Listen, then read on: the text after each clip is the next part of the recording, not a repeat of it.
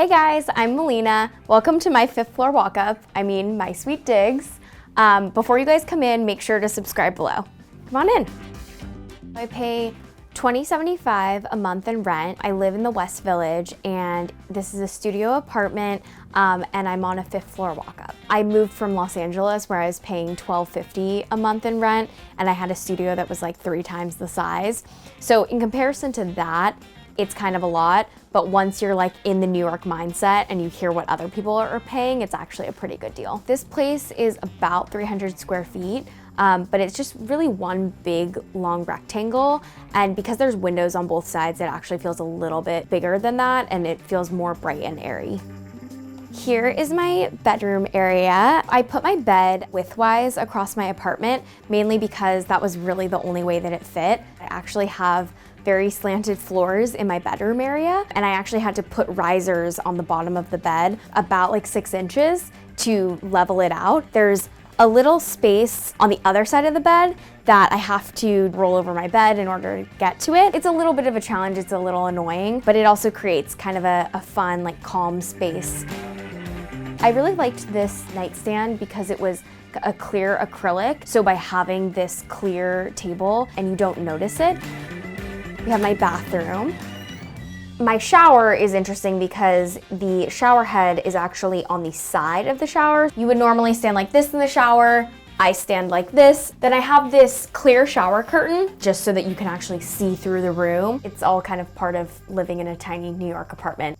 This is my living area. You'll notice that there's actually a little step up. Having that step up really creates a natural division of the space. I've only had like a couple stub toes. One thing that helps is I have this really cozy rug right at the edge of the step itself, and it's like a visual reminder, okay, I have to step up. The hardest part of decorating in such a small space is really finding pieces that I really like and that are unique, but that don't take up too much room. One of my apartment splurges was this coffee table from West Elm. Because I have such a narrow space, I was looking for a coffee table that would actually like fit within that and that would be really long but pretty narrow. It was like $350 or $375. I don't have a dining room. I eat here, I do work here, and so it was worth the investment. One of my most sentimental pieces is this pillow from Anthropology. It was out of my price range at the time, but I told myself, okay, when I graduate college, I'm gonna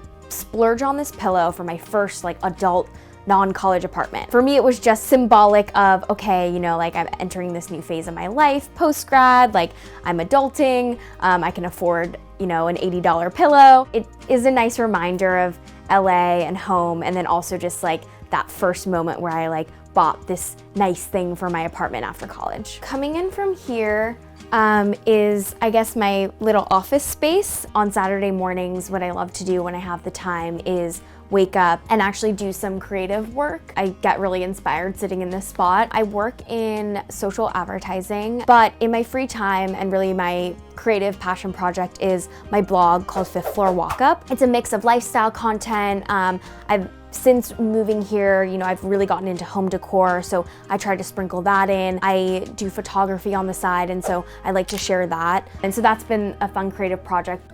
This is my kitchen area. In my next apartment, I would love to have more counter space. So right now, I'm pretty much just working on this tiny little space between my sink and my stove. My desk area actually also doubles as a counter space when I'm cooking. It gets a little chaotic. I try to always have avocados in my fridge. Avocados. Coming from California, like you can get avocados for, I don't know, like 25 cents each. In New York, I think I once saw an avocado for $5. It's my little treat to myself, and I try to always keep my fridge stocked with them. The way I found this apartment was I saw it on nakedapartments.com. They actually said that the unit that was listed had been rented, which is pretty typical if you've ever looked for an apartment in New York. But we have a unit in the building that is not listed yet. Do you want to see it? This was still under construction at the time. It was on the 5th floor. I saw the space and I immediately loved it, and I've been living here a year and a half now. I had really just been a SoCal girl my entire life, and I think I was just ready to experience something new. When I got a job in New York, it just felt like the right thing to do. There's so much going on all the time. You'll hear sirens, you'll hear people yelling. There's just like kind of chaos. On one end, you know, that can be negative because it can be almost like information overload. But in another sense, it's actually really inspiring. I was feeling like I was in a little bit of a creative rut when I was in LA. And since moving, I feel like more creatively inspired. And I really think that the city has so much to do with that. Experiencing it every day, but also the people that you meet really play into that, just like overall creative energy. Thanks so much for watching my sweet digs. If you want to watch more videos, click here, and don't forget to subscribe. Click here.